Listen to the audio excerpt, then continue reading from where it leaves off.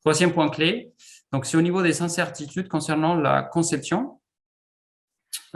Donc ici, c'est vraiment comment on va concevoir et c'est quoi les incertitudes qui rentrent. Donc pour celle-là, donc sur votre processus d'ozonation et pouvoir optimiser la performance et les coûts, soit c'est la matrice d'eau. Accouplé à ça, il y a l'équipement, donc le système, donc c'est le réacteur ou les équipements qu'on va mettre en place. Le procédé en soi, donc le débit ou le taux d'ozone, et finalement ce qu'on appelle le facteur humain. Donc c'est les décisions faites soit par l'opérateur, soit à l'avance, comment on va injecter l'ozone. Donc ici, à garder à l'esprit, vos choix sont très importants et on va les voir avec un démon en direct à nouveau avec Roberta. Donc à ce niveau-là, ici, ça correspond à une usine à échelle réelle. Donc ici, c'est la copie virtuelle de votre usine à échelle réelle d'un autre logiciel Amazon, où il y a une entrée et après, il y a une sortie de l'autre côté.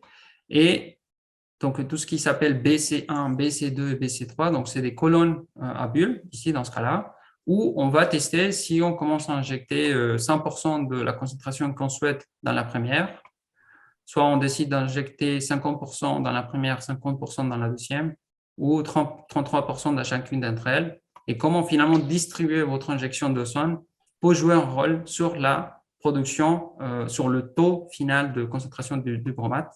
Pour cela, ce qu'on va voir ici différemment, c'est que au début, votre concentration d'ozone, elle est un peu élevée dans la première partie parce que c'est là qu'on est en train d'injecter. Et au fur et à mesure, il est consommé. Du coup, tout au long de l'ouvrage, il va être consommé et du coup, il va diminuer.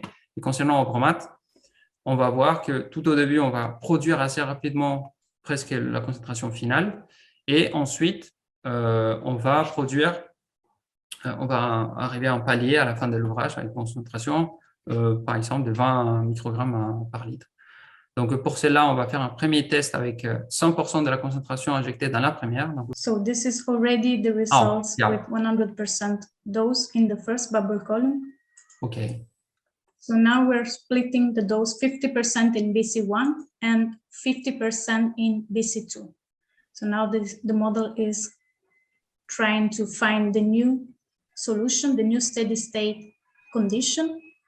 And we'll see that the bromate and the ozone profile will change. Donc ici, on voit très clairement qu'au début, on a injecté 50%, du coup, il a été presque consommé tout au début. Et après, dans la deuxième partie de la colonne à bulles, on a injecté à nouveau, mais cette fois-ci, la concentration est un petit peu plus élevée. Elle va être à nouveau consommée tout au long de l'ouvrage.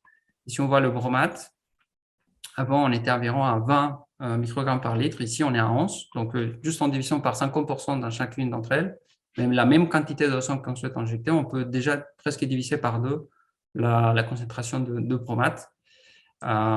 Et cet même type de résultat, on va le voir si on le divise par 3. Donc, à nouveau, ici, vous avez pu voir que finalement, décider comment on va injecter, combien on va injecter, peut jouer un rôle très important sur des questions de production de bromate, sur des questions de taux d'élimination des micropolluants ou d'autres paramètres.